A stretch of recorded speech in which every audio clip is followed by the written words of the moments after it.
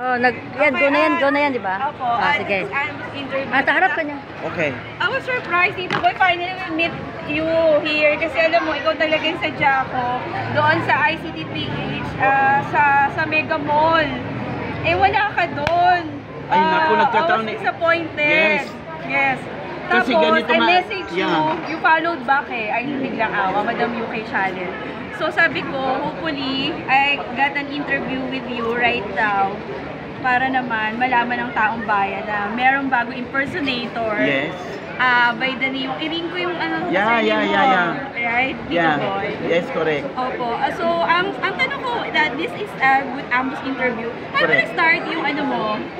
Actually, 2019 pa yan. Pwede ba doon tayo, Tito Boy? Okay, if you of course, don't mind. Kasi nandun yung Sure. order ni Chrissy. Correct. Diba? Go. Dito. Pasensya ka na. Ito yung order. Kaya dito tayo. Daddy! Pasok, diyan ka. Oo. Yeah.